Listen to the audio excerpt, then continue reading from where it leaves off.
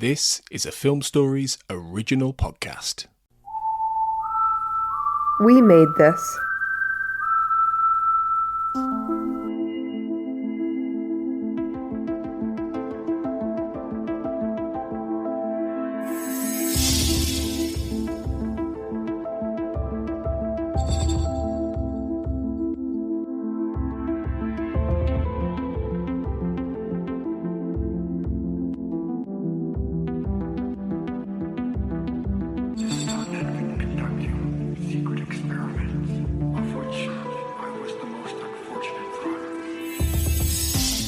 Welcome to the X-Cast. The truth is in here. I'm your host, Sarah Blair. Today, I have Darren Mooney with me. Darren, how are you? I'm good. How are things? How are you? Doing great. Lots of stuff going on. Been very busy. Working on some book stuff and all that kind of thing. So, yeah, good times. How about you? When this comes out, the book might be ready. So just listeners, keep your eyes open for that. Don't want to jinx it, but probably. Okay. Good. There's a good chance. This will be out. Yeah. Good. I'm ticking over, getting by, doing the usual stuff. Easing my way back to normal, like I think most people are at this moment in time. I'm over in Ireland, so we are kind of lucky in terms of like case numbers falling, vaccination rates rising, and the idea that everything is slowly, gradually working its way back. Now, by the time this comes out, apparently most stuff will have reopened. So everything will either be going swimmingly or I will be having a mild panic attack. Or you might all be zombies. Who knows? Yeah, who knows? Well, it is the 7th season of the X-Files. So, yeah. Zombies seem like a good bet. Yeah. You could eat those tofurkey brains, right? Yeah. And then dance afterwards, though, crucially, is the key. Of course. Dance and do all the fun things that you missed during lockdown, right? Yeah. No dancing. So today we're actually going to be not talking about Hollywood AD, but we're going to be talking about the 15th episode of Season 7, which is Enemy. And it was written by William B. Davis and directed by Rob Bowman. And am I correct? This is Rob Bowman's final episode. Is that right?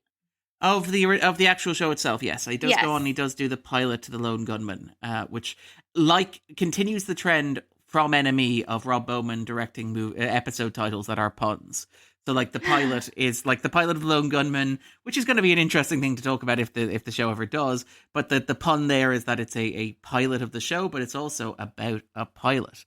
And this is Ennemi, which is the French translation for as a friend, but is also ennemi in English, which I as somebody who appreciates puns, part of me wonders how much of the episode just came from having that concept.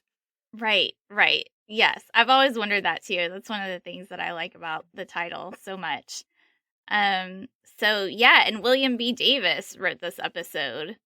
So that's pretty interesting. We've got so much to unpack, Darren.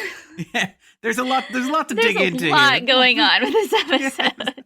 Oh, there absolutely is. I mean, we'll talk about it when we talk about my opinion of the episode, but it is certainly an interesting one. I think it's one that will hopefully generate a kind of a fun conversation to have and hopefully to listen to, because there is a lot here. A lot. Yes, absolutely.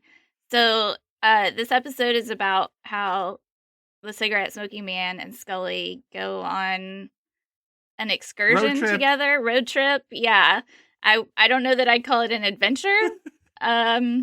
But they are together in this episode. So and there's a lot here. So let's talk about our ratings. What would you score this episode, Darren?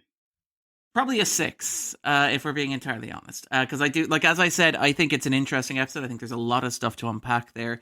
There is some stuff that I kind of go back and forth with in my head, where I'm not entirely sure how comfortable I am with some of the stuff the episode does. Right. It does at times feel a little bit kind of skeevy in places, and particularly its handling of Scully as a character.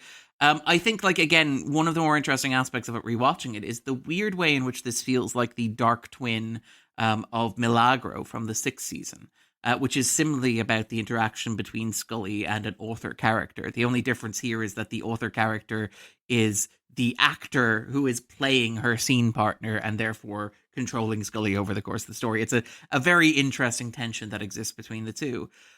I think that there are some big ideas here. I think there are some wonderful visuals. I think Bowman's direction is fantastic. I think the story itself is a little bit funky in places. I don't necessarily follow all of the internal logic behind it or the character dynamics behind it. I don't think it serves controversially either of its leads particularly well, in that I don't think that I don't think it's my favorite cigarette smoking man story. I also don't think it's anywhere near my favorite Scully story. But I think that seeing Davis explain what the cigarette smoking man means to him on screen, or how he understands the character, is fascinating. And I think, while not as fascinating or illuminating, I think the way in which Davis sees Scully is also interesting to unpack and explore. Perhaps is probably the most delicate interesting way of is phrasing that. Definitely a good way to put it. Something. So, and obviously this episode aired in March of 2000, so different times too. And I would say I'm with you on the 6. I might give it maybe a 7, but as far as, and I think what brings it down for me is the rewatchability. That's what I put a lot of weight into, rewatchability, when I do my scoring. And I think that there's a lot in here that is very difficult to watch and not enjoyable to watch. Yeah. So that definitely brings it down. But I agree with everything you said. But I do love the directing. It's just visually beautiful in a lot of places, especially that last shot with a cigarette smoking man at the water, and it's all green. And Rob Bowman does a great job with it, I think. Yeah, and I think Bowman's only other directing credit on the 7th season is Orison, and Orison doesn't feel like a Bowman episode, because Bowman was never really a great horror movie kind of guy. He was really good at the mythology episodes because he was good at this kind of sweeping stakes, kind of movement, framing, composition stuff. He wasn't as good at doing the kind of leering camera, Dutch angle kind of stuff that, David Nutter or Kim Manners were. So I think that this is a much more fitting farewell to Bowman, because there's a lot of really great stuff here in terms of depth of field and kind of the way in which small things where the camera will move. There'll be repeated shots where something will happen and the camera will move or pan to reveal an object, which are, surprisingly complex setups, but which look very simple. So things like tracing Scully's boat as it rides up the river and then pulling back through the window, through the curtains, to the cigarette smoking man going outside. The sequence where Scully packs her bags and comes in, listens to the phone call. The cigarette smoking man is looming in the background. And, it's not a great choice as in terms of scripting, but the moment where you see the microphone in her bra, that sort of stuff, the way in which the camera does that. Whatever about the choice to do it in the first place, but if you're going to do it, at least Bowman kind of finds a way to make it kind of visually compelling. So I think, and even small shots like the early sequence where Scully picks up the newspaper and she's shot with the light pouring in the window and it's almost in silhouette. I think it's a really, really well directed episode, and you can see why Bowman was the guy who A, did the film, and B, was the guy who after the X-Files or after this was kind of positioned as somebody who could direct movies. So he directed he directed Reign of Fire, and he directed God rest his soul, God rest the soul of the movie, Elektra. The Jennifer Garner superhero movie. But you could see, looking at this, why he was the guy who was pegged as, this is the guy who's going to go on and do movies, even if it didn't work out, unfortunately. Yeah. And he also went on, I like to drop in Castle references whenever I can, because I love Castle so much. But yeah.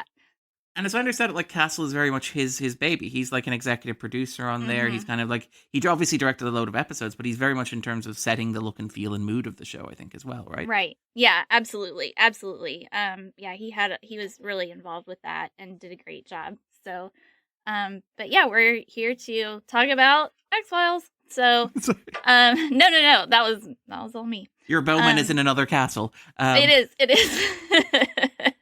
Nice. So, IMDb score on this episode is 8.2 out of 2,642 votes at the time of this recording. So, a lot higher for IMDb, but usually that's pretty normal. It kind of skews quite a bit. So, yeah, I guess we agree to disagree on that, right? With IMDb, Well- you and I. Well, IMDb, like, generally, I think of, like, I am terrible at the IMDb kind of, like, guessing thing that we do every once in a while, but I think what I have noticed is that, like, IMDb does tend to highly rate mythology episodes, regardless of their quality. And and again, quality is obviously highly subjective. People like what they like and all that sort of stuff. But, like, even within fandom, there's consensus that particular mythology episodes, like, say, Tunguska and Terma, are perhaps weaker than other mythology episodes, like, 731 and Nicey, for example. And I think that, like, when you look at IMDb, and there will always be a bump for the mythology episodes, which I think is fascinating. And again, not a discussion for the episode that we're having right now, but just a discussion about the X-Files in general.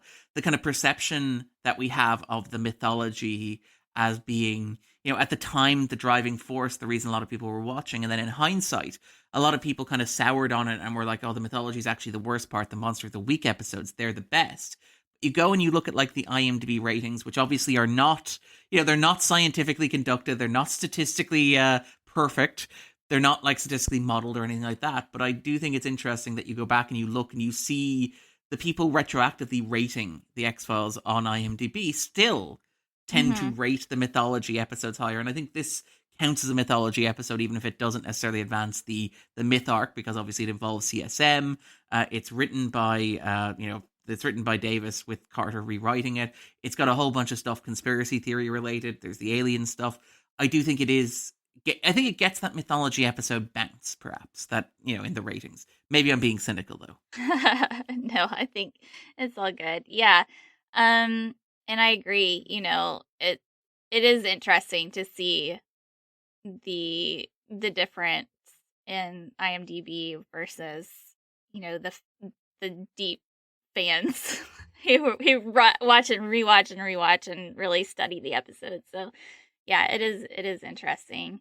So what do you say we go ahead and just dive right into this? Let's embark on this road trip. Yes. Hopefully with less cigarettes.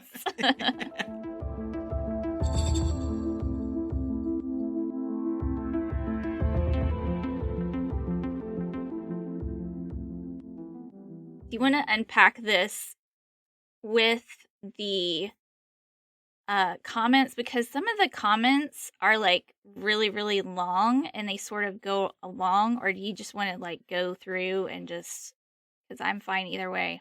I'm game. Yeah, because just, like, it's so weird because this episode, like, it just has, like, we could unpack it, like, the episode and then talk about the retconning at the end, or it's so complicated, Darren. It's almost as if Davis wasn't part of the writing staff at this stage. Yeah, no. Well, to be fair, I do want to talk a bit about, like, how the episode came to be. It's got to develop in history, because that sounds absolutely fascinating and bananas and very much like exactly what you expect from the 7th season of the X-Files. Right. Where there's a real, like, go do whatever you want. We're out of we got to fill 20 episodes this season and we're kind of out of ideas. We all think that the show's on the way out.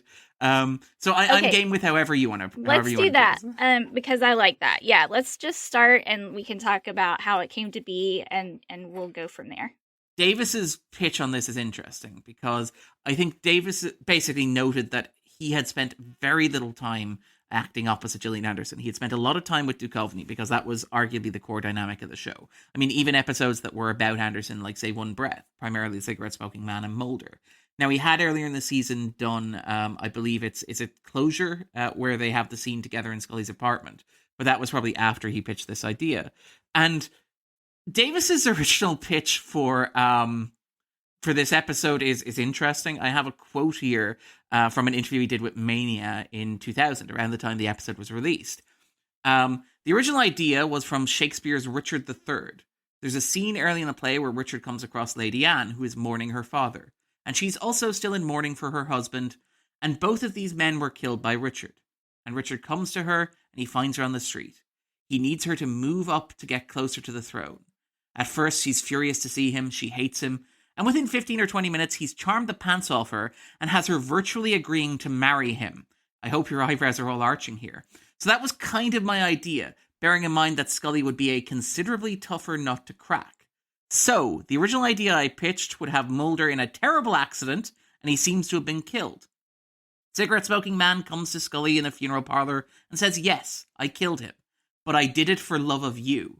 And it goes from there, and he tries to win her over to his side. It turned out it was all a setup, a test to see about Scully's loyalty to Mulder. It got a little crazy. It turned out in the end to be Scully's bad dream. But they didn't want to do it that way because we'd done too many dreams and we'd done too many false deaths. So he set out to make it more real. The cigarette-smoking man trying to win over her affection for his purposes. And like, even after that fact, like, he gives interviews. I think there's a TV Now interview after the show wrapped up where he says, like, I wrote the script because I'd never really gotten to work with Gillian, but then they wouldn't let Scully go as far as I wanted her to. And you're like, okay. Oh. Yeah. What exactly God. were you thinking, Mr. Davis? And to be fair, and like, Davis has kind of conceded this, I think, in Where There's Smoke, the autobiography that he wrote, or co-wrote.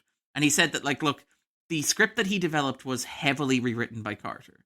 And like, and like, I love his summary of the writing process on the X-Files. And like, to be fair, it's not that far from like summaries of like writing processes on shows in general. Like, showrunner will generally rewrite episodes. But like, I love it. Like, it's like, it turns out writers don't write scripts either.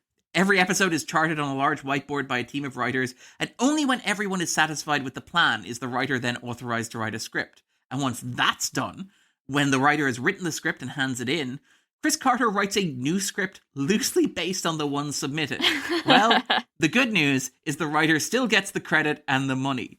And I think, like, in hindsight, again, in that interview with TV Now after the show wrapped, Davis kind of like, Davis's summary of NME is the basic structure of the story was mine and the dialogue was Chris. So it's interesting, like, looking at like how the story developed, where you have like, you get a sense that like a lot of the issues that I personally have with NME, and I think maybe a lot of other people do as well in its treatment of Scully, you somehow get the sense that they were tempered down from like Davis's original vision of what this script would be. Right. Oh gosh. Yeah.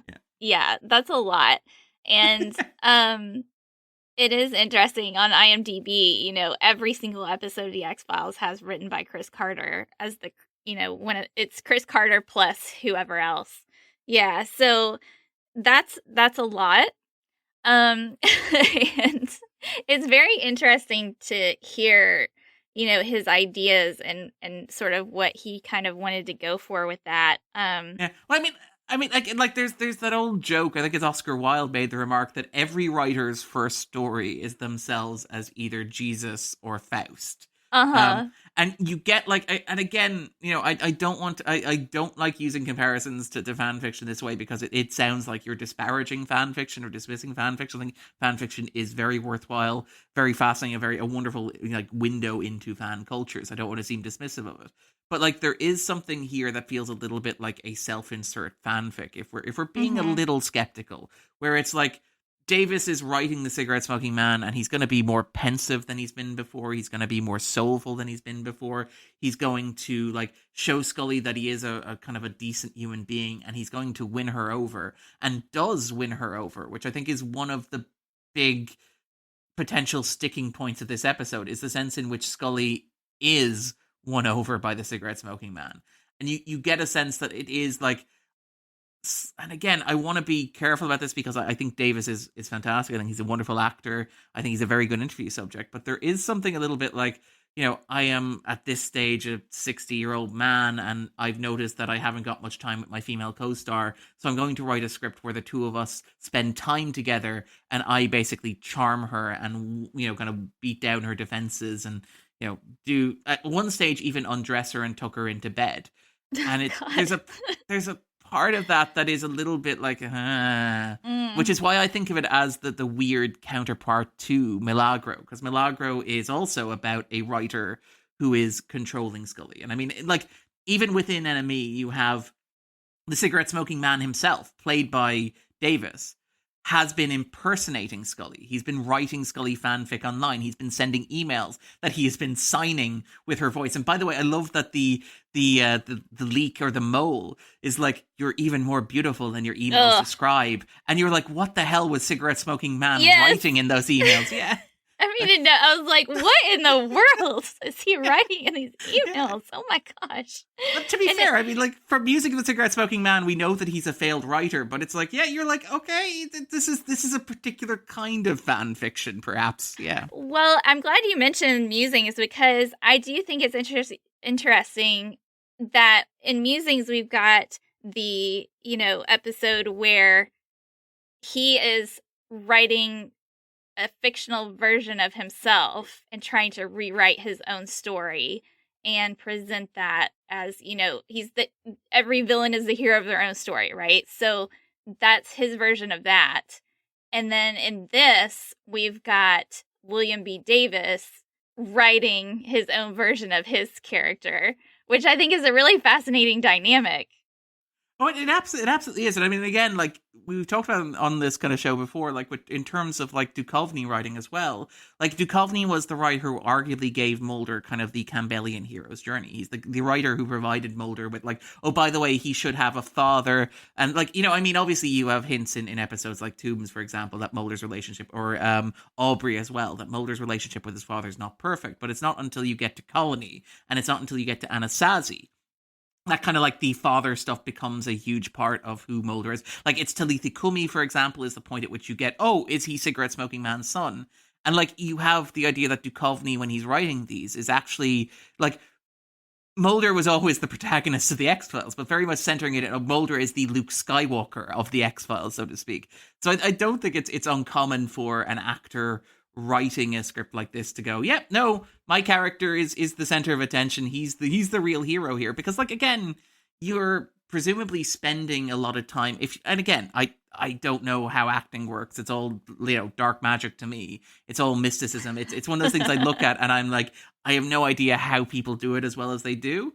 Which sounds very aggrandizing. I love the Laurence Olivier quote when he saw Dustin Hoffman kind of seeming very haggard doing the quote unquote method acting. And Olivier's response of, have you tried acting, dear boy? Yes. Or the kind of like the Ian McKellen bit from Extras where he's like, how do you do it? And it's like, oh, it's very simple. Peter, how will I know what to say? It's in the script. I say, Peter, how will I know where to stand? He says, I'll tell you. So if I were to chart my process, it would be Sir Ian, action. You shall not pass. Cut, Sir Ian. But I do love the idea that, like, actors, if you are spending, particularly on a television show, where you are, like, doing this week in and week out, and the Cigarette Smoking Man has been here since the pilot, and he will continue to be here inexplicably into the revival series.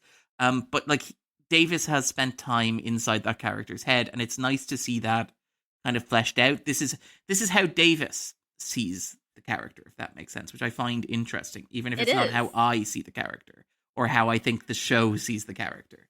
I agree. And I think it is an interesting perspective, even if it is quite skeevy in some places. Yes. I will co-sign that. Like that's the tension with the episode where it's like, I like the idea of, like, peering into how Davis has constructed this character inside his head.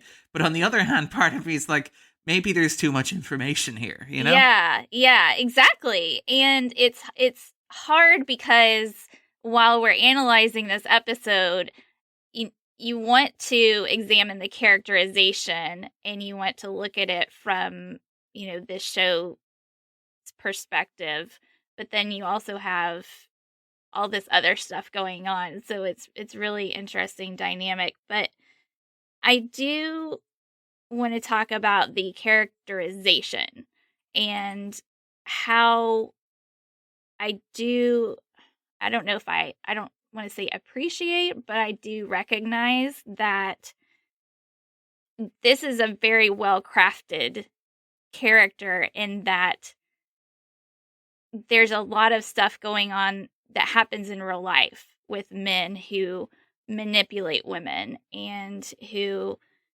gaslight, and because that's exactly what he's doing. He's conning Scully. He is pulling a con on her.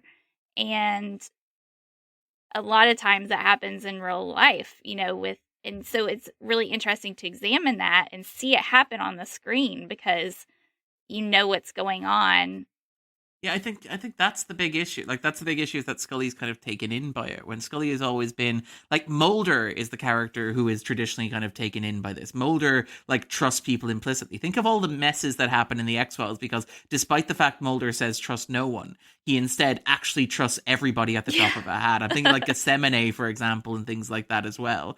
But like, Scully is always the character who's like, Mulder, have you thought about this? Have you given any thought to the fact that this person might not be on the level? I can't believe you're actually... And like, so this episode relies on Scully. And again, if you wanted to be generous, and maybe we should be generous, maybe we shouldn't be generous, I don't know. If you really wanted to kind of like strain so hard that you might break something, what I might argue is that like, that Carter has said, and I don't think this is... I think this is true in terms of intentionality. I don't think it's true in terms of what's actually on screen. Carter has said that like, what he wanted to do with season 7 was he wanted to have Scully go on a journey as a character where she becomes more like Mulder, where she embraces faith and she comes to believe and stuff like that. And you can see it arguably in like the 2-part premiere, where like when Mulder is committed to the institution, Scully has to go off and she talks about how hard it is, like being the Mulder of the team despite being the Scully. And I think that, obviously I think the 8th season does it much better when Mulder is actually gone and Scully, like with Doggett, has to try and do what Mulder would do, but has no idea because she's not Mulder. And you have this kind of tension there. But I think that if you were being generous to Enemy, you would say that it's putting Scully in a Mulder role, in that like the blind trusting of the cigarette smoking man in spite of absolutely everything that he has done over the course of the show that would lead you to not trust him. But I also... Again, I think that's maybe being too generous to an episode that seems largely to exist because Davis wanted to write Anderson. Well, it is interesting, too, because I feel like there are points where Scully doesn't entirely buy into it, and there's a lot of where she's trying to appease him and go along with it just to kind of, keep him going. Because essentially... I mean, yes, she does technically voluntarily go on this journey, but essentially she's kind of being kidnapped, or, since it is a con, she's going without full knowledge of what's about to happen. And so I think that's questionable. But I think the problem for me is, and again, sorry, we're jumping all over the episode here, but it's a bit at the end. Like, it's a bit at the end where, like, Scully is explaining to Mulder. It's like, I recorded it, I mailed you the tape, I saw it, I looked into his eyes, Mulder. Mm-hmm. It's that bit that kind of gets me. Like, because yeah, sorry. Yeah, no, I totally agree, because up until then, you feel like she is going along with everything just to keep him satisfied and figure this out and give her an opportunity to figure things out. Because I think she is studying him just as much as he's studying her. And she's got to investigate this. And so as soon as she hits that bathroom and she's alone, everything changes about her, And then later on, when he brings in the dress and everything, she's like, yeah, that's a nice dress. It's like, oh, yeah, no, she is not into this at all. Like, she is just trying to, like, keep him on the level and do what she can to... keep him appeased and go with it to keep herself safe. And, so I appreciated that was a realistic portrayal, because I feel like that happens a lot to women. I wanted to actually ask you about this, like, as a kind of, sorry, not to put you in a book, Sarah, but as a woman author, right? One of the big things with the X-Files is that for most of its runtime, it was mostly like a male-dominated production team. And I mean, obviously there are exceptions. Like during the 3rd season, for example, there was Kim Newton on the writing staff. And then obviously like later on, you have like Michelle MacLaren directs an episode of the 9th season. But by and large, most of the writers and most of the directors on the show were male. And you have this very complicated relationship, I think, with Scully that is in part a result of that. Mm-hmm. And I think you see episodes like, and again, I think that episodes like Milagro are in part like the show being about this, where it's about these men who are writing this woman and trying to, again, like most people trying to, like most writers trying to control the character and the relationship that you have with the character and the question of the agency of the character within or without your control as a writer. And I think that's also true with NME, where, like, as you pointed out, the whole thing is it's a long con. The cigarette smoking man is manipulating and tricking Scully, and kind of turning her into a sex object within the narrative. Because you pointed out the black dress, and he's very much like he's bringing her in to tempt the mole.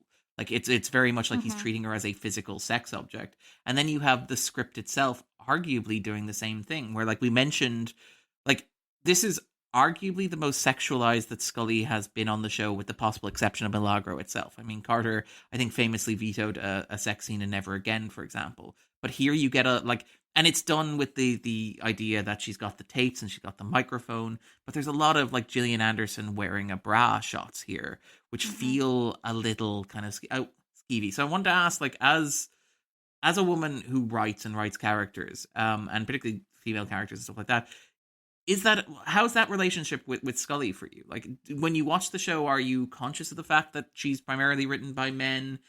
Is there a tension there? How does that affect your kind of relationship with her as a character? Yeah, well, that's an interesting question, because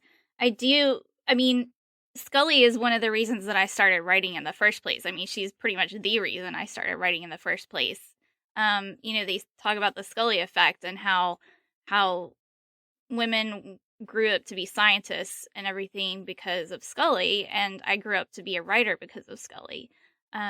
I wanted to be a forensic pathologist, and as soon as I got to my anthropology class and the professor in college, I went to UT, home of the quote, quote, body farm. It's technically, the anthropological research facility, but the body farm. And I could have been at the first anthropology school in existence. It was founded by Bill Bass, and the professor said, well, you're going to be doing a lot of court appearances and a lot of paperwork. And I said, that doesn't sound like fun to me. I want to write about the cool stuff. So that's why I became a writer, because I wanted to write stories featuring characters like Scully. And that's what I've done. That's exactly what I've done. So she was very inspiring. And I think a lot of that did come from the fact that I wanted to take a similar idea of this empowered law enforcement investigator and put my own spin on it. And, so she was very inspiring. And I think that part of the reason why I don't love towards the end of the show is because I don't really agree with how she was handled. And that's very frustrating. So it sort of inspired me to sort of try to go and do my own thing. But I did have an interesting conversation with Kim Newton when we were talking about Quagmire, and she kind of gave some insight into the writer's room, which is interesting to hear you talk about Bill Davis talking about the writer's room, because at this point, in season 3, when Kim Newton was in there, it was a lot different to what, they described somewhat differently. So, well, I mean, to be fair, Davis wasn't really in the writer's room. I think Davis was an outside person sending his script into the writer's room. Yes, exactly. So, but she mentioned that it was actually kind of loose and fast, really, that they didn't technically all come together to hash out these plots. They just sort of individually worked with Carter, and they individually came up with their ideas and pitched them to him. And, he would go back. And so everybody would be working individually on their scripts, but they weren't really cohesive. They weren't all together in a room, hashing everything out together and being cohesive. They were all sort of individually pitching to Carter. So he was kind of like the satellite, with everything all these different. Yeah. So I think that's interesting too, because I feel like it maybe got filtered, all through him. I think, there's a quote, I think, around the 3rd season where Carter's like, I personally wrote about 22 of those 24 episodes, and I cannot continue to do this. Yeah. And I think when you mentioned that idea of him as a satellite, that's probably one of the reasons why the show has such, like, an auteur kind of feel to it, where you can tell the difference, like, arguably more than most other long-running shows that I can think of, particularly, like, network television shows. where you can get a sense of the texture of the writer. So you can tell like a Morgan and Wong script feels like a Morgan and Wong script. Right. A Gilligan script feels like it, because it doesn't feel like it went through a kind of a meat grinder where everybody was working on it. It feels like, no, maybe it was the writer and Carter kind of thing. So I think that's interesting as well. Yeah. So I do think it definitely had an impact with how everything turned out. For good or for bad, both included. So yeah, and let's talk a little bit. I think we're kind of gonna go by themes here, in relation. Maybe not like technically go scene by chronologically. Scene, beat by beat, Yes. So because there's just so much to talk about, and I think it's easier to just kind of hit the themes. What do you think about the science versus religion and faith? Because Scully traditionally has a very strong faith, and she believes in these things, but she's also a scientist. Yeah. So I would love to hear your thoughts on how all of this interplays with the little boy at the beginning, because that's kind of like this extra thing that just happened. And do you think Cigarette Smoking Man had anything to do with, like, do you think he is the one who sent those guys there to cure the boy just so he could get Scully in on this? Like, was that part of it or something else? I think he kind of suggests as much when he says, like, to show my faith, I kind of did that. What else do you expect of me? And kind of Mulder then at the end pointing out that, by the way, the fact that the chip is in the boy means it can be turned off, so you can't do anything about it, because if you do, they'll give the boy back the illness that he had. So there's no real... So it's the perfect long con, as mentioned.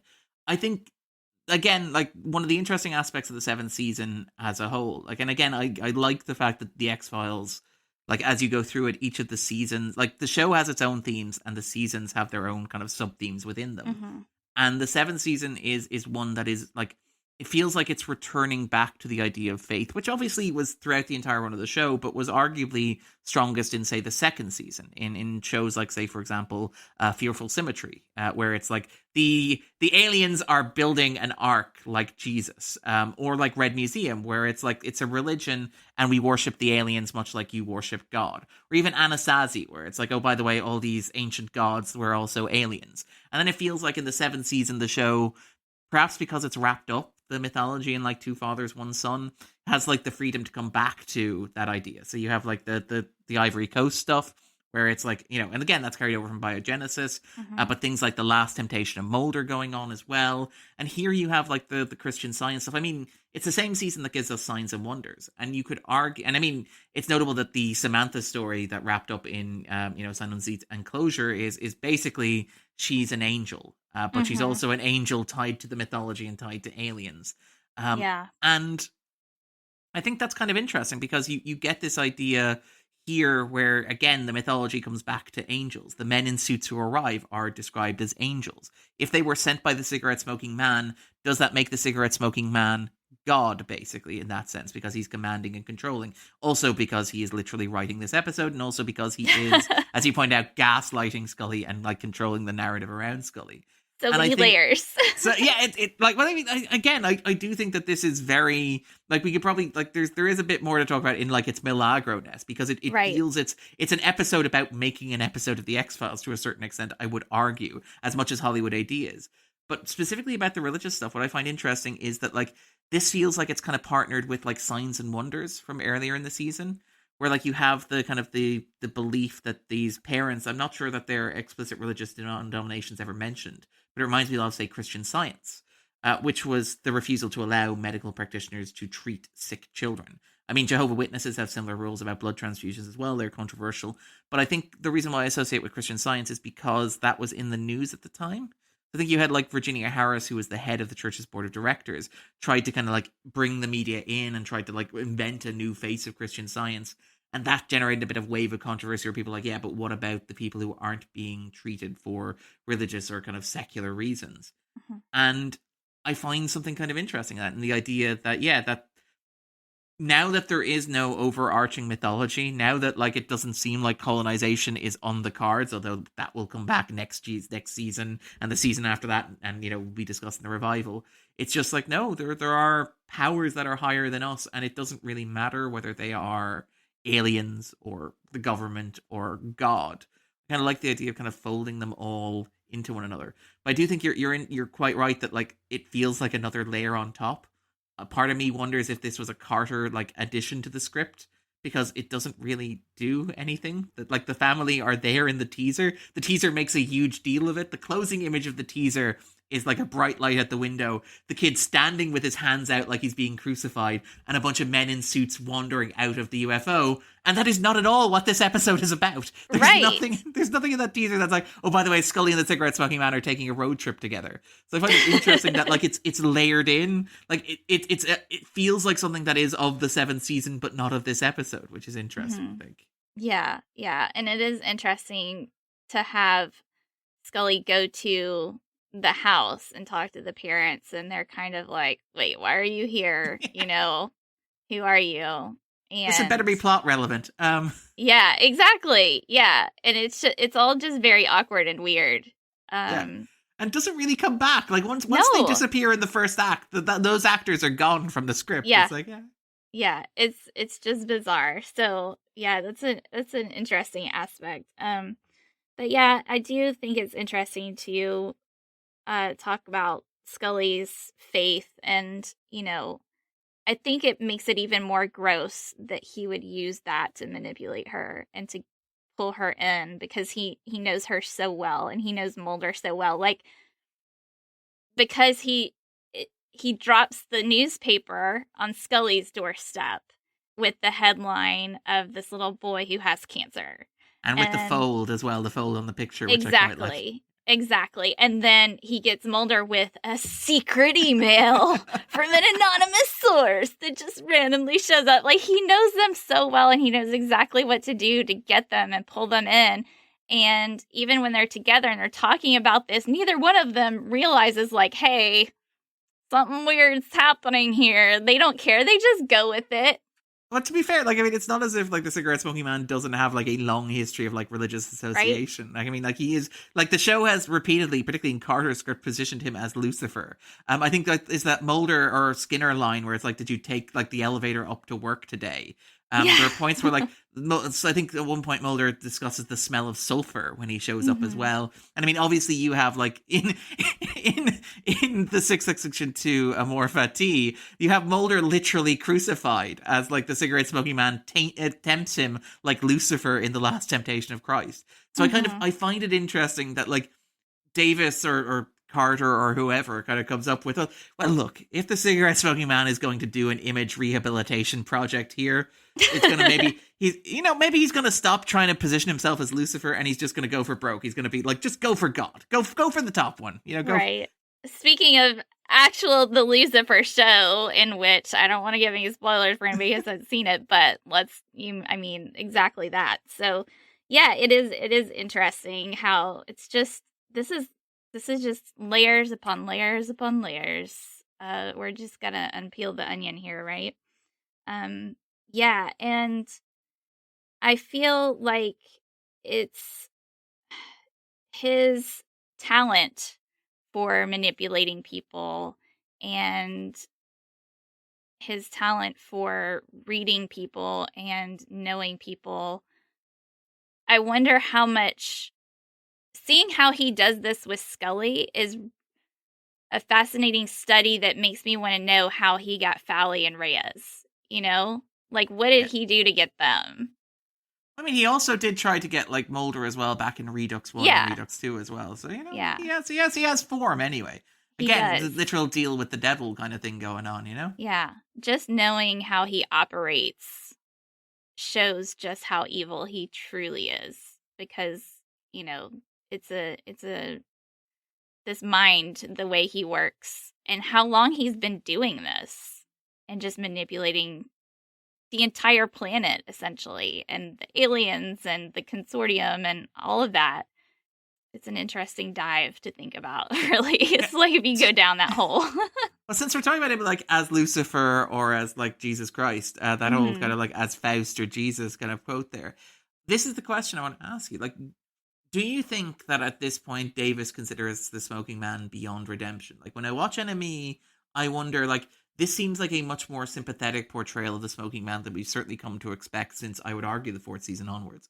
Do you think that Davis, like, does Davis see the smoking man as almost the hero of his own story here? And is that too much at this point? Does it feel like it's perhaps pulling back or compromising or pulling some punches with the character? No, I mean, well, yes and no. I think, like we talked about before, he does have to see his character as the hero of his own story, because essentially cigarette smoking man thinks that he's saving humanity, or he thinks, I don't know if he thinks he's saving everyone, but he's at least saving his own ass, and if humanity comes along with that, I guess great for them. But he's already seen what happened to the rest of the syndicate, and he got out of it. It just, yeah, it's so much going on with his plan, and it makes you wonder, what is his long game eventually, because he does claim he's dying. I guess that's probably true, because with the brain surgery and all that, and this is where his humanness, I guess, starts to come into question, because there's a lot going on with his own health, technically, and I know there's some questions about how does he get to be exploded with a rocket? Skin grafts. That's all it takes to fix that, apparently. So yeah, there's a lot of questions going on there. Help us out, Darren. But I mean, I think like the cigarette smoking man is fascinating to me, because he's like the avatar of a certain side of the X-Files. Like he represents a certain idea, and I think I think I've talked about this with Kurt, and I think I might have talked about it with Carl as well, talking about biogenesis. One of the things I find really interesting about the 7th season is that like the mythology is effectively over at this point. Now it will start again in the 8th season, and then it will start again in the revival. But as far as the show is concerned at this point, the mythology is done and dusted. So we know what happened to Samantha as a result of Sign Seed. We know what happened to the other conspirators in Two Fathers, One Son. But it's still shuffling on. And again, this is the season that gives you zombies. In Hungary, it was like the monster was really supposed to be a zombie. There's really supposed to be a George A. Romero, Stephen King episode that was going to be remaking Night of the Living Dead. Millennium is a zombie episode. Hollywood AD, for example, is another a zombie movie episode. So you have this motif that runs through the 7th season of just things that are already dead, shuffling on and continuing on. And if you wanted to be really cynical, you would say, arguably the show itself sees itself in this way at this point, where it's like, Carter wants to move on to other things. Everybody working on the show is like, yeah, this is probably the final year. And the cigarette smoking man becomes like a representation of that, because he is a dead man walking. He is a man, in an existential sense, he's a man who no longer has a purpose. I love that sequence, his one sequence in Biogenesis, where like he's taking a meeting and like the camera just pans across the desk, and it's like, what is this meeting even about? Because like you're not talking to the colonists anymore. Colonization's out the window. The show hasn't revealed what your next big game is. It's just, are you just attending meetings until the end of time? And even here you have the idea that, the space that he inhabits is inhabited by actors. And like, again, that Milagro thing where it's all stagecraft. So he has his little office, but his little office has a reception area that is empty. Like there's nobody there. The block where the building is largely quiet and largely abandoned. And there's a sense of, well, no, everything's wrapping up. We're in kind of the wrap party phase of where this is. And I think it's interesting to see the cigarette smoking man at the end of this episode kind of theoretically embrace his own mortality. He decides not to use the information to extend his own life, which was his own end game, was implied to be he was going to get this information and use it to cure himself. I do find it interesting that he also, like, his moment of redemption is, I'm not going to use this information to cure myself. I'm going to accept my own mortality. And, despite the fact that he continues to haunt the X-Files for another several decades after this point. But I find it interesting that, like, that's his moment of redemption, is throwing it in the water and throwing it away, rather than, like, the promise he makes to Scully, which is, we can use this information, the cure for all human disease.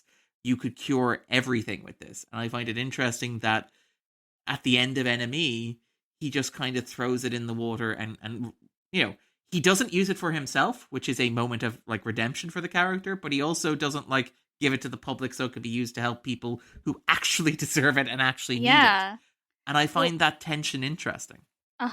And so essentially the point of this episode is that he used Scully to get the information and then he just tosses it in the water. And when we get to our mailbag, there's a lot of debate, or I wouldn't say debate, but like a lot going on with that. So I definitely trying to unpack it or trying to understand what the motivation was. Because I have a read on that, but I don't think it's the only read. And I think that's a good thing about the episode. But yeah, exactly. This character got so much going on. So he's got that quote where he says, "I'm a lonely man, Deana." And, like... It's a little bit kind of fan fiction-y, yeah. Yes, totally. And there's so much in here where he alludes to, he says, before I die, I'd like to prove that I'm capable of something more than just he's talking about being destructive, and I want to prove that I'm something more. And the whole time I was watching this, I'm like, but why do you deserve that chance? Like, what have you done in your life that makes you think that you have earned the right to be redeemed? Because he's done so many terrible things, and maybe that's just me being cynical, but he genuinely feels like he deserves this chance, and and I guess, being human, we all deserve that one last chance, but it's just, I don't know how he thinks that using Scully like this is gonna redeem him somehow, because he's, Well, that's the big thing. I actually do find this aspect of the episode kind of interesting and compelling, is the idea that he's telling Scully all this stuff to kind of lead her along to gaslight her, as you pointed out. And I think that, a lot of this stuff is kind of like pomp and kind of like show. And I think like his motivation is he's going to, he initially thinks he wants to take the information and use it to cure himself. And I think that there's an interesting tension where you're wondering, like, how much of this does he actually believe on some level? Because obviously he does save Scully at the climax, and he does opt not to use the information to save himself. But there's that double-edged sword of, like, if he actually meant on some level, even if, like, because the best lies are the ones that are kind of couched in truth, even if he did mean that whole speech where he said, I've destroyed a lot of things in my life, including the people most precious to me, all I want is a chance to do something in service to man before I go, then surely his redemption isn't, oh, well, I guess I'm just going to accept my own mortality. Surely his redemption is, oh, by the way, here's the cure for cancer for every living person on this planet. That, like, here's me using the information that I have amassed to serve my own ends and, like, actually help people, as opposed to, well, guess it sucks to be me. I'm going to accept that I'm going to die. Right. And I think, like, that's the circle the episode doesn't really square for me, where, like, I get the idea that he is narcissistic. I can accept that he is entirely lying to Scully about his motivations. I get all that. I accept that.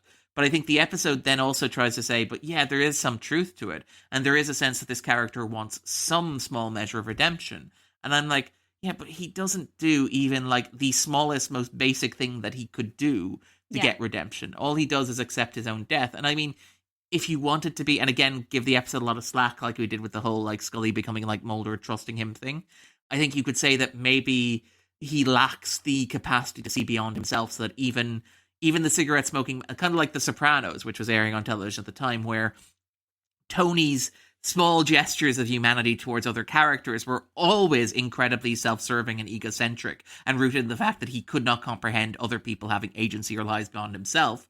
You could argue that the cigarette-smoking man simply lacks the understanding of other people having agency or lives beyond his own measure, that his acceptance of his own death is, in his own mind, with his own ego, a big enough gesture of conciliation that it counts as a redemption for him. It's like, well, I've accepted my own mortality, and that is my gift to humanity.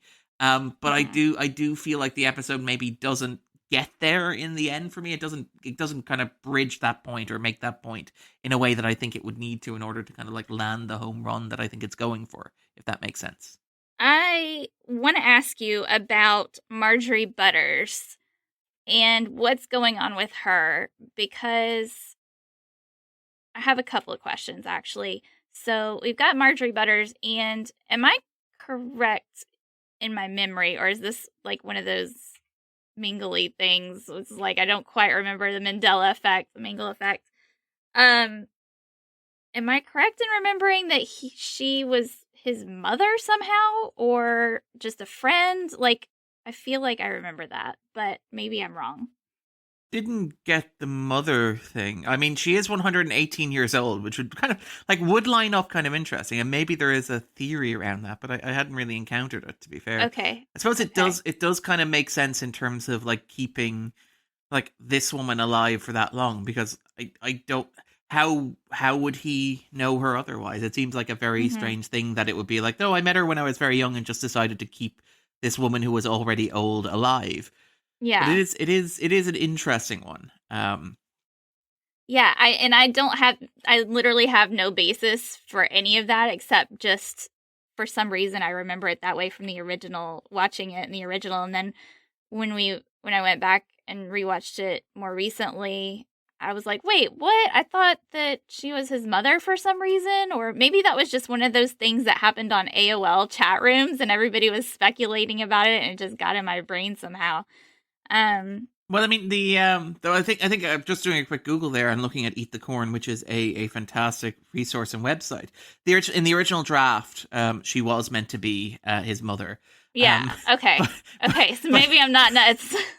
But to be fair, interestingly, I find it that they were dropped. They dropped the reference because, like, however old a cigarette smoking man is, if his mother is 118 years old at this point, he is still far, far too old. So it's like, yeah. So I thought that was kind of interesting. Yeah. So, okay. That makes me feel a little bit better there. And another thing is his taking Scully here meant to imply that he's showing her kind of what her future could be, in that, we've got Clyde Bruckman who says she never dies. And we've got Tithonus and so there's this running theme that Scully is immortal. And do you think that he is implying that because she's got this chip and because her cancer was cured, that this is going to be her one day? Well, it's kind of interesting because you have this idea of like, well, would you want to live forever like that, where you're just kind of kept, where you're kind of dependent on the kindness of strangers, so to speak, or the charity of strangers, and the idea of like being dependent on the cigarette smoking man. So I think there's something potentially kind of interesting in that. I'm not sure it really kind of goes anywhere, and I'm not sure, like, it feels like a variation on the scenes that the show has been doing since like Herrenvolk, for example, where you have all the creepy ass twins who are all clones of one another, and this feels like a kind of like a weirdly again, arguably the show again confronting its mortality, where it's like, okay, we're coming back and we're doing a variant on one of those scenes, except back in the fourth season, they were all kids. Now it's just old people absolutely everywhere. People who are in their centenary, kind of like, or past 100 years old. I do kind of wonder that. I think like, I don't know if it's as explicit as that, but I do think it's like, if you're looking at the original reading that Marjorie Butters was the cigarette smoking man's mother, and you're looking at like Davis's original pitch, which is they wouldn't let me go as far as I wanted to do, which was charming the pants off Scully. There's an element of like taking her home to meet his mother that you could kind of read into the courtship aspect of this episode. And I wonder if maybe that's what this was intended to do, more than, well, look, you can live forever. Sure. Because and again, it's a cliche of like, even bad men love their mothers. But like, if you want to humanize a character, if you want to show that this bad, terrible person is a good person underneath it all, what you do is you show them like caring for their mother. And again, sorry, I know that it's really weird that I'm going back to like mob movies and kind of like mob TV shows, No. but I'm thinking of things like, say, Goodfellas with like Joe Pesci, whose character is like an absolute monster. He's like the worst human being who ever lived. But you get the small sequences with him at home with his mother. And those like make him more human and more relatable. So I do wonder if kind of that's the kind of thing where it's like, I want you to come home. I want you to see that my mom loves me. Even bad men love their mamas, and even mothers can love a man like CSM. So, like, that's kind of what I kind of would see that scene as doing. But I think maybe there is that element that you said of, well, yeah, but you could live forever if you wanted to. Right. Yeah, and I think you nailed it there, because there is this, even if we don't see, and it's not on the screen, it's only in the script, but regardless of that, there is this woman who greets him so happily, and she really likes him, and it makes you wonder, is he just manipulating her, or is there like a true friendship there? And it makes me think about Tina Mulder, because they had this affair, and there's got to be something about CGB Spender that, makes him likable at least some point. And to some people, he's charismatic, and yes, he's manipulative beyond belief, but it does give him some kind of element of humanity, and it just kind of makes me wonder if maybe that charm that he turns on with Marjorie Butters is also, what he used to get Tina, and win her over. So I think that's something that's an aspect of his character that is worth, kind of considering, I guess. Well, I think this is something that I find really interesting, and I think it's a trope that happens in fiction quite a bit. And again, I don't know if you're a big fan of kind of Doctor Who, or particularly the revival of Doctor Who, but there's an episode towards the end of the first season revival written by Russell T Davies, and it's a moment in which the character has a conversation with like another with a villain, basically a monster who has like tried to like destroy all life on Earth, and like she talks about how oh look. I can't be all bad. I'm capable of being a better person because I spared the life of this one person. I can change. I did change. You know it. And the Doctor's response to that is, every now and then a little victim spared because she smiles, because he's got freckles, because they begged. And that's how you live with yourself. That's how you slaughter millions. Because every once in a while, on a whim, if the wind's in the right direction, you happen to be kind. And I think that's an interesting read on the cigarette smoking man as well, because he has protected Mulder, and obviously, like, Mulder is or isn't. Mulder is like the cigarette smoking man's Schrodinger's son over the course of most of the X-Files. So you could argue, and obviously, even if he's not, he's tied to the Mulder bloodline. But it's like, that's an act of generosity. Here at the end of this, he refuses. He kills the assassin rather than letting the assassin kill Scully. That is a kind of a gesture of kindness. And obviously, Marjorie Butters as well is a gesture of kindness. And I would tend to read that as genuine, and I don't think that Butters was an actor. I think Butters was somebody who he did actually care for and who he did actually protect. And I think that gets into the interesting, like, narcissism and kind of like self-mythologizing of the cigarette smoking man. But going back to, Music of the Cigarette Smoking Man, is the idea that he believes he's not the worst human being who ever lived, because every once in a while he does something to protect somebody who is close to him. And that means he's a good person. He plays Scrabble with Marjorie Butters. He can't be all bad, as you said. And I think that that's a vital part of his story of who he is, if that makes sense. And I think the show is interesting because it doesn't excuse him for that, even if it kind of shows it repeatedly, which I find interesting. Well, it goes back to that quote where he is telling Scully, I held your cure in my hand, and I had that power to give life or to deny it. And he thinks that he's kind or generous because he gave her life, but that also plays into his power. It's also a really monstrous monologue. It's like, yes. I had the power to help you, and I thought about not doing it, but I did, so I'm a good person. It's like, no, the fact that you thought about not doing it makes you a terrible person. And I could give this power to you, Scully. And it's so horrible. But not everybody else. Not the public, not the people who need it, just the people who I like and who I want to prove that I'm a good person to. Which again, I think that's fascinating as a character beat. I think it's very revealing as a character beat, and I quite like it as a character beat. But you're right. It's really, really uncomfortable. It totally is. It totally is. Yes, and I also want to hit on Mulder a little bit, too, because he is not in this episode so much, but just the little bit that we do get of him, as much as Cigarette Smoking Man knows Scully and how he studies her behavior, Mulder knows her so well, too.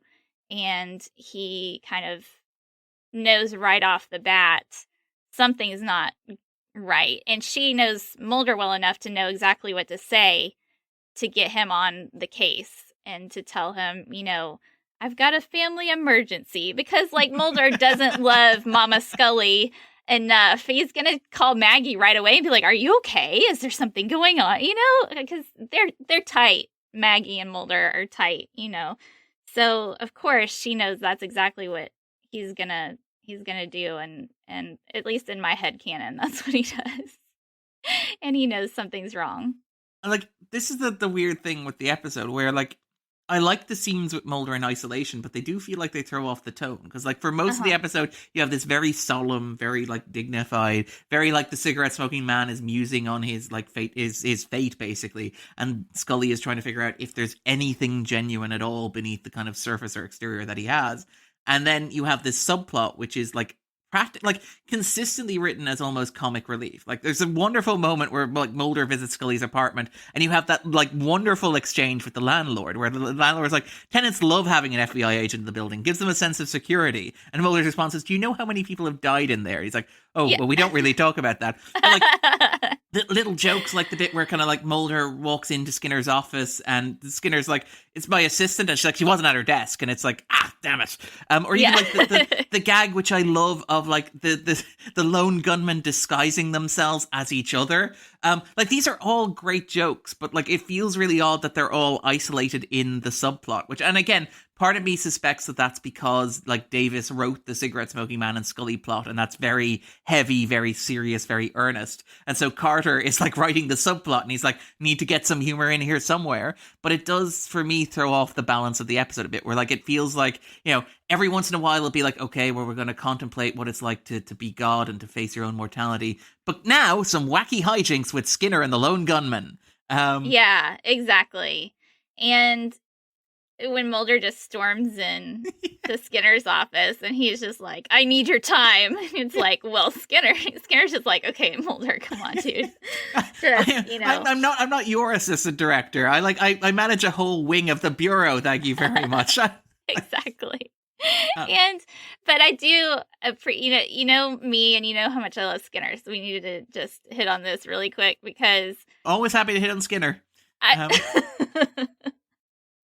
Set you up for that one. You're welcome. Sorry. No, it's perfect. But yeah, so he is just as concerned about Scully, because he has his own quote affection for Scully. It's much less skeezy, I think. Yes. In that he has never undressed her and tucked her into bed when she was unconscious. Yeah. So, he's done that to Krychek, though. But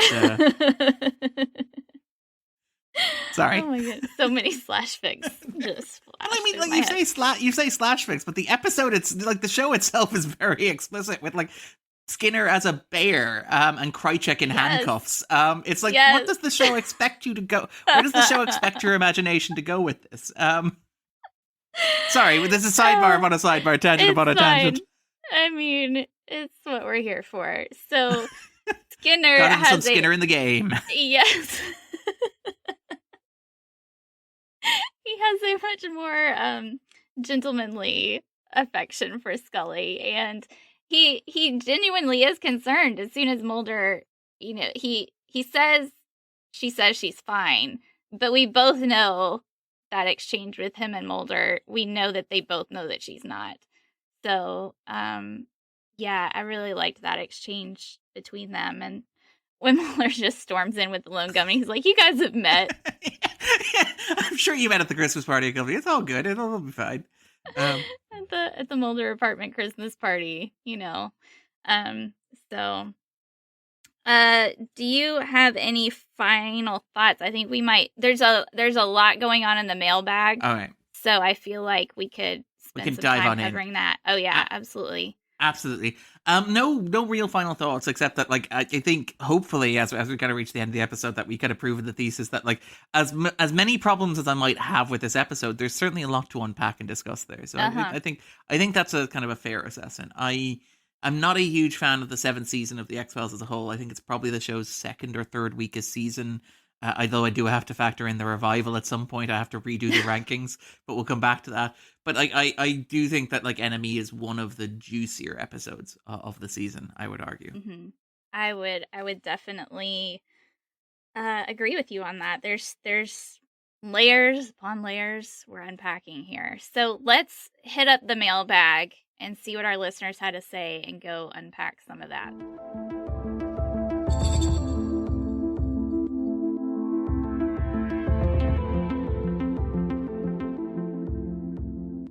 All right, I'm trying to figure out which one I want to start with, because these are like huge chunks. But there's a lot to talk about. Like I know. It's a big episode. And like, I love that it's not related to the mythology. Like, nothing here comes back into play, but it's still like a big one. Right, exactly. Okay, let's talk about this one. Okay. So our friend Liam Coughlin says, this episode is arguably the pendulum around which season 7 swings. The opportunity to contribute to the writing staff affords Bill Davis a polarizing chance to dismantle the character of cigarette-smoking man through the eyes of Scully, with Mulder and by extension the audience reduced to this perspective of a third-party observer. We are left with a deftly woven tale of a man standing in the ruins of a lifetime's work, stood in the foothills of uncertain future. In this respect, Davis creates subtle allegories to parallel his journey with that of Mulder's. Both men have achieved a degree of closure for events that have passed and are still recalibrating to the consequences. The seasonal theme of evolution, fear, and change arises again. It is there in the sandcastle of Amor Fati being washed away. It is there in the faceless terror stalking the Los Angeles neighborhoods of ex-cops. And it is potently seen in Requiem, to name but 3. Scully's road trip with CSM is by no coincidence visually reminiscent of Mulder's temptation at the start of the season. The old is preparing to give way to the new, a fascinating character study in a series that is by now facing the very real possibility that it may have to evolve itself beyond the departure of one of its principles. Just like our characters, the show too is haunted by that realization and the road to which it may lead. A visually arresting and thoughtful tale in this auteur half of the season. So I think we did hit a little bit on that, but if you want to expand, yeah, I mean, there's a lot going on there. There's a lot going on there. The big thing that kind of like jumped out at me is the contrast between, or the comparison between the cigarette-smoking man and Mulder. Because again, it's one of the things that I find interesting about this stretch of the show. Because, and again, the comment, Mr. Coughlin's comment is entirely right. Is it Liam Coughlin? Mm-hmm. Liam's point is quite astute in terms of like, this is a show reflecting on its own mortality and the prospect of change and evolution. The idea that, you know, one of the things about the X-Files is the X-Files was a show that changed over the course of its runtime, but it changed because it has to. Like, its big seismic shifts were always a result of forces that it could not control. So, for example, like the Gillian Anderson pregnancy in the second season is what like kick-started the mythology that we know and love today, like in terms of the show. Duchovny, like wanting to move to Los Angeles and like move into movies and like be close to Téa Leoni is what forced the show to move from Vancouver down to Los Angeles and completely rewrite the script. And then obviously at the end of this season, Duchovny's decision to leave the show to pursue a movie career, and the fact that Fox needs the show to continue because of Doug Herzog's mismanagement, if we're being pragmatic, of the Fox schedule, means that the show is going to have to change again going into the 8th season. And I think there's something interesting when you look at the mythology of the show and the end of the mythology of the show, particularly at this stretch, is how the show seems aware of this, how the show seems to build this reluctance to change into its structure. Because I think one of the big things with the X-Files is like Mulder is looking for the truth. And that works in an existential sense because we are all looking for the truth, whatever the truth happens to be, a personal, political, social, religious truth. We're all looking for a meaning for existence. And we get that. And that quest resonates. But the show never really answers what happens when Mulder gets that truth in the sense of the material truth of the mythology and the conspiracy. It's like after Two Fathers, One Son, when Mulder knows everything about the conspirators, like what does he do? Does he share it with the public? Does he send it out into the public domain? Does he leak it to the press? Does he write a book? Does he share his enlightenment And the show seems to suggest, no, it's just enough that Mulder knows about the truth. It doesn't have to be shared. And here, that ending that we kind of discussed, which is an aspect of the episode that I find fascinating to contemplate, but I'm not sure is executed perfectly, is like the idea of the cigarette smoking man's last action is to ensure that nothing changes. Much like Mulder has discovered this secret history of America that if it were revealed to the public would change everything, and then doesn't. In like Two Fathers, One Son, the cigarette smoking man finds this this bit of information that would change everything we know about the human body, and then doesn't share it with anybody. And I find it interesting that you have like that comparison between father and son, and the show again struggling to not being able, because it's a television show airing on Fox in the 90s perhaps, and not being willing because the show has always been reluctant to change unless forced to, but not being willing to kind of imagine a fundamentally different future. So I think that's a very kind of interesting comparison between Mulder's quest and the smoking man's quest, where they're trying to get a hold of the truth, but also not willing to put the truth out there in the world, as it were. And speaking of father and son, just as an aside, one of the things that really super made me freak out and gross out was like when he pushes that hair off of Scully's forehead, and like Mulder has done that so many times before. I'm just like, ew, no, don't. Yeah, well, like it's not as if the show's like Oedipal subtext with the cigarette smoking man and Scully isn't going to get more, let's say complicated. Complicated is a good euphemism. Yeah. In the later seasons, to be fair. Yeah. Ugh. So, okay. Speaking of creepy, let's read Ana Gomez's. She says, I think the revival makes this episode even creepier, for better or worse, and also opens the plot hole of the cure all diseases, quote, quote, was real at all, or just a way to lure Scully to get her pregnant. It doesn't seem realistic in hindsight that this scientist will just hand it over to a woman he only met online instead of going through the regular procedures. I kind of like the idea that whatever CSM threw in the lake was useless and part of his very orchestrated plan. It's a really bleak, cynical ending to the episode. It's just a prop. I'm just getting rid of the prop. It's like burying it with the body. That's a really bleak, cynical ending that I kind of like now in hindsight.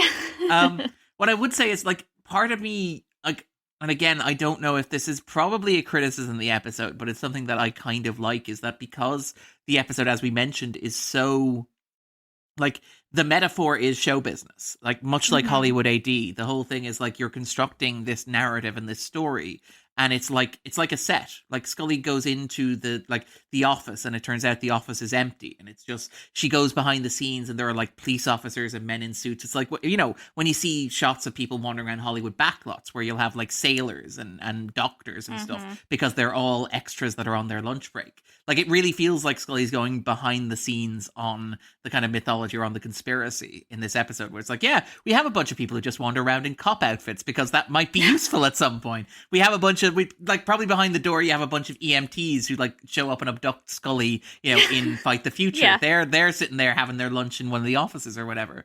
And so I can read, like, I think there is something in reading the idea of Cobra, the kind of like top secret, like mole, as like just a plant, and the idea that he's wearing a bloody squib, and then presumably the assassin is also wearing a bloody squib, even though that is not for Scully's benefit. The CSM killing the assassin is not for Scully's benefit, it's for the audience's. But I think there is something in like the metaphor of the show treating its mythology as kind of pageantry, where it's all window dressing, and it's all a way of kind of like getting the audience to think about this stuff, or getting the audience to engage with this stuff, but it's all sleight of hand. It's all, you know, kind of stagecraft. I kind of, again, it's the kind of thing that you could be pretentious or could be absurd, but I don't think the episode layers it on heavily enough. Like, it's one of the ways in which it feels like a companion piece to Milagro, which I mentioned, where Milagro is much more explicit, where it's like, oh, the X-Files is a text that is written. It's a show that is written. Whereas here, Enemy feels like, oh no, The X-Files is a show that is made. It is stage managed. We use extras, we use sets, we use blood squibs, all that sort of stuff. So I think that reading of the whole thing is stage managed, I could absolutely buy. I do still struggle when I'm processing my Struggle 3 and what it does to the relationship between the cigarette smoking man and Scully. But that's not. We don't have time to get into that. I don't think. Well, yeah. I mean, oh god. Okay, so Tony says, our Tony Black, our man here, he says, I mean, Anami is obviously a bit more problematic since the revival series. But if you're able to put all that skeevy retconning to one side, it's a good slice of semi-mythology on the whole. It's a very Season 7 approach to the myth arc, exploring the fringes of alien-tinged science and shadow government skullduggery without forwarding anything of note. And then in parentheses, that cure-all for human disease is sure going to be a find for some fishermen one day, eh? I love that skeevy. I love that skeevy is the word that we keep coming back to. Exactly. And he says, aside from how it works well as the Smoky Man's last true psychological examination of note, I like how this relates well to Scully's overarching seasonal theme of reckoning with the father-like figures she conflates with strong, intense men she finds attractive, and finding a way through that toxicity. Anami, and then all things very much part of that process. Scully's working through some things here. She is indeed. And again, it's interesting how much of this traces back to Never Again in the 4th season, which I know is a divisive episode, but which I love dearly. And it's weird how Scully's characterization seems to spend so much time circling back around to that. Where it's the show at the time seemed kind of embarrassed by it, and then it becomes a large part of how you write Scully going forward, which is fascinating as well. In terms of the 7th season mythology, just in terms of what Tony said, what I find interesting is that it's the ruins of the mythology. It's the skeleton. It's the kind of castle fading into memory. It's the ruins, and I like that. Again, you have the through the ruin of a mythology stalks the ruin of a man. To mangle a quote. I kind of like that aspect of the episode as well. And then to follow up with Tony's comment, Cortlan Waters Bartley says, doing my best to do as Tony suggests above and put aside the skeevy retconning. I always enjoy the premise of this episode much more than actually watching it. I think that everything we know about Scully as a scientist would indicate that she would want to know and study everything about her chip and the chips that she could. Still, when I watched this one, I wish it was more sciencey and less skeevy, I guess. Again, I love that is the one word plot summary of enemy. It's a little skeevy. Yeah, and I agree with Cortland because the skeeviness does take away a lot from this episode. It makes it really uncomfortable to watch, and it's the character piece about it is really a lot there, and it's just really disappointing that it has to have the grossness and the leeringness as well, the way in which, because it's not just this, it would be one thing if it was just the cigarette smoking man leering at Scully, and then you could at least say, okay, well, that's his character. He is a creepy old man, and he always has been. But the way the camera does it as well, and the camera becomes complicit in it, and things again, all the shots of Scully. Again, and Anderson, again, one of the most beautiful women on the planet, but has one of the things about the X-Files is that it didn't sexualize her that much. Mm-hmm. And so it's weird that now it kind of starts where it's oh no, we got Gillian Anderson kind of shirtless. And again, it's interesting that Tony brings up All Things. You could argue All Things written by Anderson, arguably kind of reassesses that, where it's a script written by a kind of a female author, written by Scully herself, much like this is written by the cigarette smoking man himself. But there you have at the end of that a consensual sex scene between herself and Mulder, which feels like it's kind of taking ownership of that. Whereas here it just feels like we are, not only are we watching, again, Davis, fantastic actor, wonderful interview subject. I'm fairly sure he's a lovely guy. But here we're kind of watching the cigarette smoking man leer at Scully in a script written by the actor playing him. And then we're also getting the camera inviting us to leer at Scully as well. It's layers upon layers, even before you get to the the stuff that will follow. And it is interesting to put those two together as a kind of a comparison because, like you just said, it is essentially, and I'm massively boiling this down, but, it is the gross old white guy and how he views Scully versus, Scully herself, how she views her character. And so to examine both of those together, I think is necessary and important, to see those. So yeah, definitely. Thanks, Cortlan. Kurt North.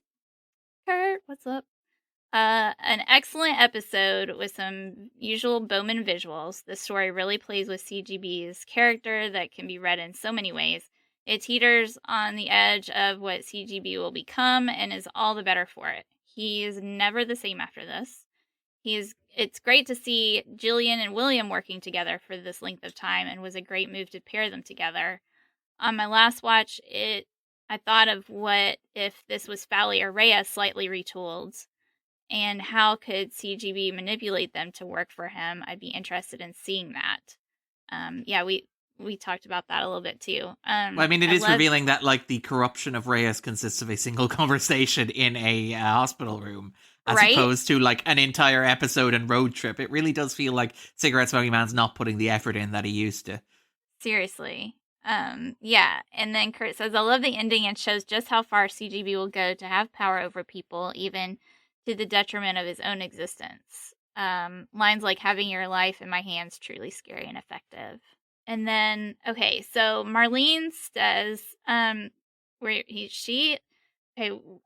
do feel like we need to talk some about the retconning, because it's like the elephant in the room. It's inescapable, to be fair. That's the problem with an unfolding text, but yeah. Yeah, so she says, I think this is a good character exploration of lesser examined aspects of Scully and of CSM, and that Jillian and William B. Davis give complementary, strong performances. I think Mulder has an effective character arc too, even as supporting, in multiple regards, character. I think there is a lot of meaning underneath many of the lines, such as the repeated angel guardian angel attribution of CSM, and the comment from CSM that which can create miracles can also destroy. Something like that. I have never not thought that this is exactly how Scully became pregnant. There was even a creepy meme circulated when Anami was rerun on Father's Day of 2000. So to me, the end of MS3 wasn't a retcon of Anami, but rather a clicking together of the puzzle pieces. So interested, in terms of Marlene's comment there, I know we probably need to acknowledge the My Struggle 3 thing, but I think the most interesting thing for me that kind of jumps out in that comment is the ambivalence. When she singles out the idea that which creates can also destroy. Mm-hmm. I think one of the interesting things about the X-Files, and the Guardian Angel imagery in particular, is the idea that the X-Files kind of taps into this anxiety over God and divine power, particularly in an Old Testament sort of way, where the aliens, the colonists, are repeatedly compared to God over the course of the show. And it even happens in the peak mythology seasons, as there in Patient X and The Red and the Black, for example. And the show is but on the, maybe these things are what we call God, but maybe that is also terrifying. And it's something that taps into the Old Testament, where you look at things like the plagues on Egypt, and you look at things like the murder of the firstborn children, for example. Those were done by angels. Those were done by God, at the will of God. And I think that's something that I find interesting. Again, very much in the 7th season, so Signs and Wonders, where Signs and Wonders is sure, it's nice to have liberal religious values and all that sort of stuff, but really true belief is terrifying and horrifying and rocks you to your core. And I think that Marlene's entirely right there to single on the ambiguity of maybe the cigarette smoking man is an angel, and maybe it's just that our definition of angel is different from that of classical definitions of the term, where the angels not only can create and protect and inspire, but can also destroy and kill and rampage. So I think, that's the thing that kind of jumped out at me from Marlene's comment there. Sorry. Yeah, and though, okay, this may be stretching quite a bit, but if the cigarette smoking man sees himself as God, would it also be, I guess, reasonable-ish to believe that he would feel like he was everyone's father. Like, it's kind of ties into that God complex, and maybe it's more of a metaphorical thing where he's like, it's like Darth Vader, like, I'm your father, like, I am the father of everything because I have all of the power, ha ha ha, you know? So I guess it could potentially be seen that way too. Yeah, I do think the show, though, occasionally suffers from making things, particularly in its later years, a bit too literal. Like, what I think, like, we talked about how, like, I love the early season of the show and the kind of classic mythology because it's always so abstract. It's like the project, the colonists, the date. It's all these, like, proper nouns that are used. Like, there's also all these, like, specific nouns that are used. And then you get to, like, the 8th season. It's like, oh no, we're using terms like super soldier now and stuff like that. It's like, this is way more precise than I need the mythology to be. Mm-hmm. I'm quite happy saying the project. And I think that maybe that happens with, like, as you mentioned, the metaphor, where, you know, the cigarette smoking man sees himself as God, so he is the father. But then the show needs to keep hammering, no, he's not just the father, he's the father of Mulder and the father of Mulder's son, and then you get into the really icky implications of that. Yeah. It's like, just leave well enough alone. Ambiguity is good. Subtext is good. What's that Garth Marenghi quote? I know writers who use subtext, and they're all cowards. Exactly. Yep. Okay, so, Michael John Petty says, I mean, given that the CSM is a professional liar, the retcon doesn't bother me, especially since they pushed the Mulder-Scully romance so hard in the final few seasons of the original run. There's no doubt in my mind that Mulder is William's true father. The post-sex scene in All Things leaves little to the imagination, in my opinion. That said, the CSM could have easily done something to Scully that helped her get pregnant. I just don't believe for a second that CSM is William's biological father. The show has played around with that too much for it to be true again.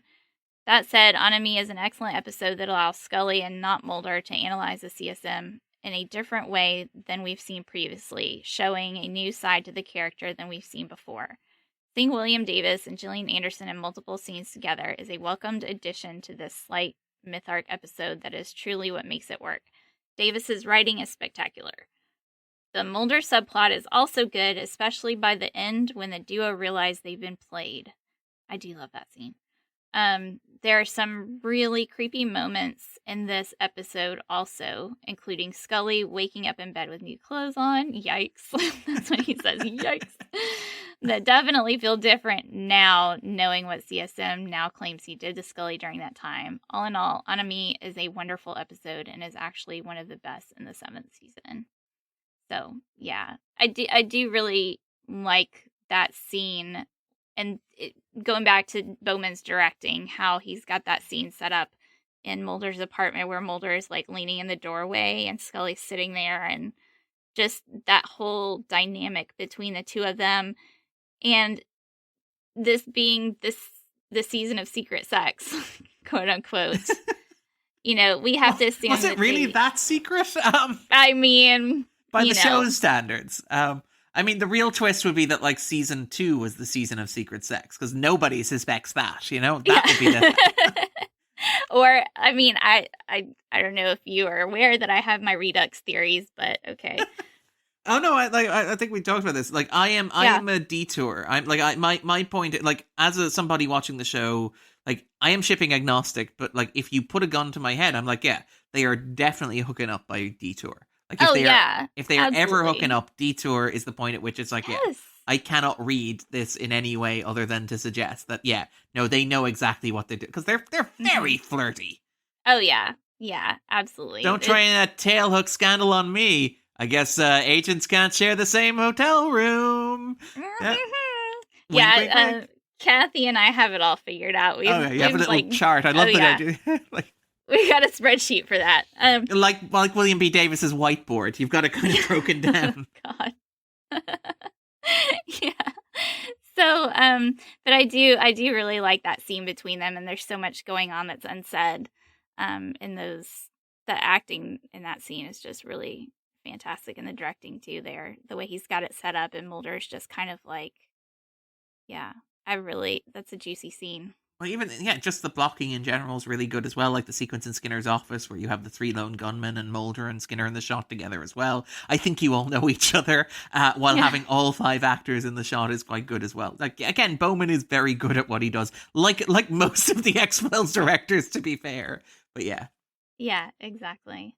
Okay, one last, we didn't do Ellie Jeans, right? There's a lot that I really like about this episode, that Scully can't stop herself from wanting to try to do good for other people, and that we get some insight into how CSM sees himself. I love that he just wants to be the puppeteer, and that he calls her out a couple of times over her choices and behavior. There's also so much I dislike about this episode. The revival really did destroy my reading of what happened, and both CSM as a villain and Chris Carter crossed the line in terms of acceptable use of rape and fertility as a means to propel a story. It was gross. Also, Bill Davis had a chance to write 1 episode, so he wrote about taking Scully to dinner, manipulating her into wearing a sexy dress, and having her pass out, so he has to carry her in and undress her, and more if you buy into the revival. It removes her agency and autonomy. Bill Davis did exactly what CSM does in that episode, manipulates and controls the situation to fit his own fantasies, because that's the only way to bring them to life. All in all, a perplexing one. So, yeah. But don't worry. I mean, the cigarette-smoking man does take pains to state he is the perfect gentleman. I assure you my intentions are honourable, which somehow makes it worse. Yes. Because you get the sense that Davis writing this isn't like, oh no, he's full of crap. It's like, no, I want the audience to know I'm not being creepy here. This is just what a gentleman would do. Yeah. And again, I like Davis. Very charming actor, very good conversationalist. But yeah, watching this, there's a bit of, I don't, yeah.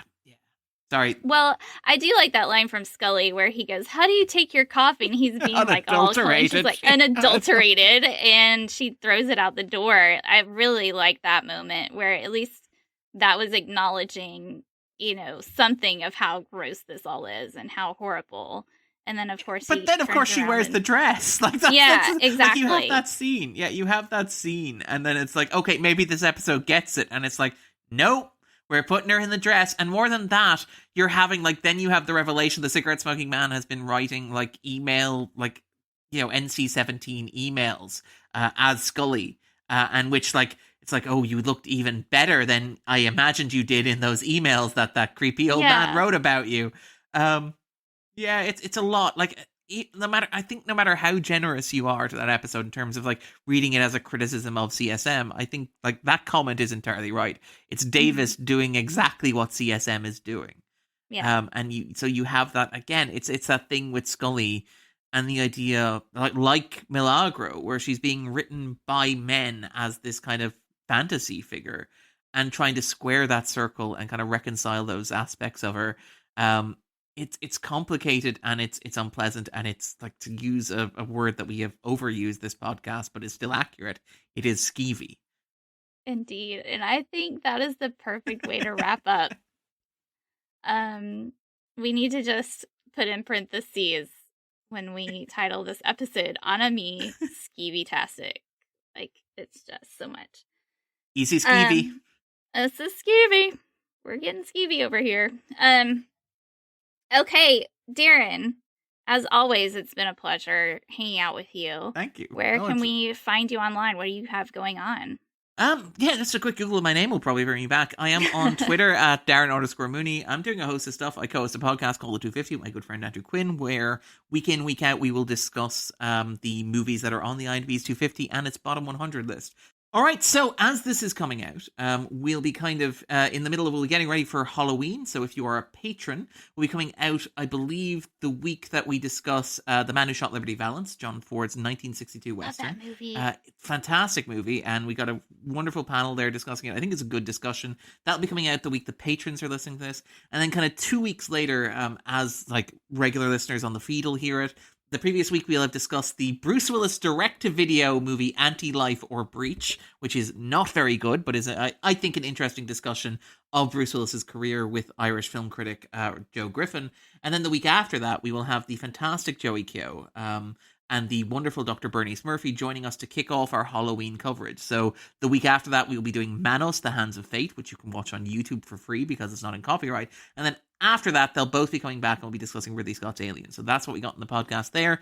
Otherwise, you can find me on The Escapist, where at least twice a week I publish articles on contemporary pop culture on the In the Frame series. I occasionally do reviews there, movie reviews, TV reviews, that sort of stuff, and some live podcast coverage as well. So if you just search for The Escapist, I'm there as well. So that's really where I'm at. I'm absolutely everywhere. Awesome. Yes. Lots of stuff going on in October coming up, so that's exciting. As always, you can find the Xcast at the X_cast on Twitter and the Xcast pod on Instagram. Carl and I are over there hanging out on Instagram, having a fun time.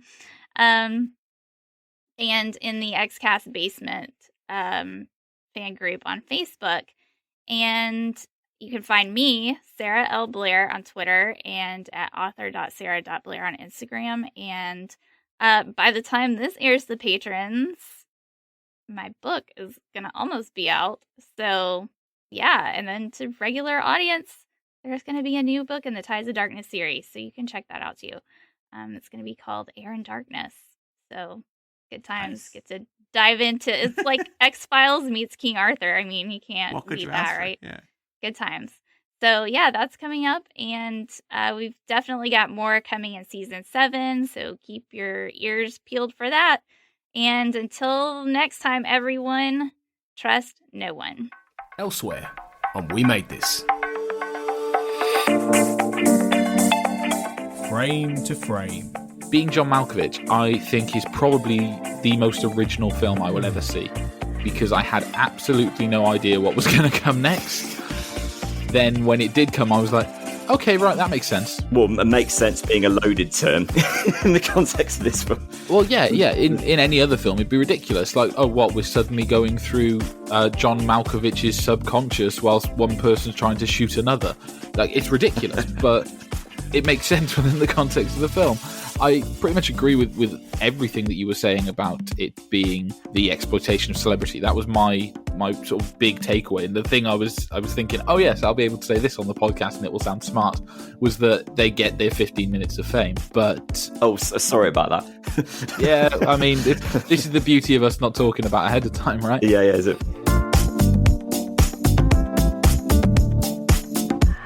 Pick a disc. Was that kind of your entry into music as well? So did you learn a lot about music because of what your parents' record collection was then? Or? Oh, of course. They were the first DJs in my life. I mean, you know, what they listened to was gospel to me. And then I started learning my own music through listening to albums on the radio, listening to stuff that my friends would dub, a cassette copy. Oh, you got to hear this album. And they would dub a couple songs and make mixtapes. And then passing mixtapes around between friends to kind of introduce each other to new bands. But the bands that I listened to in my youngest years, in my childhood, are the ones that I still look back at with just because they helped really shape and form who I am as a music fan.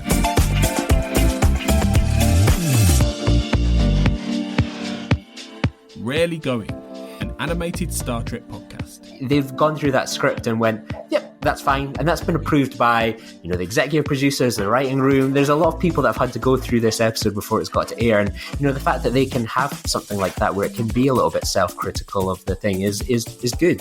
Star Trek can often be classed as taking itself a little bit too seriously. And I think something like that, the fact that people go, yeah, you know what, that's fair point. And they're probably, people are aware of the criticism, the positive things. People are basing Star Trek around a lot of some of these decisions and leaning into that. So I think that, it shows that the writers are self-aware, certainly. And, that also extends out with the lower decks kind of writing room too. Yeah, fair. Check out all of these shows and more on the We Made This podcast network.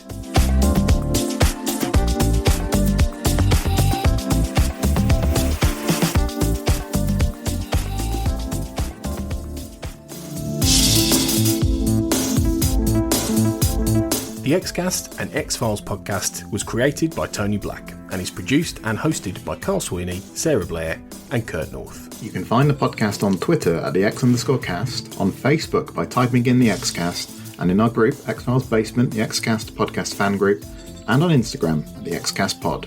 Don't forget, you can support the show by becoming a member on Patreon. Our patrons get early access to episodes, behind-the-scenes chats with our hosts and a thriving community of X-Files, and other premium interviews and specials.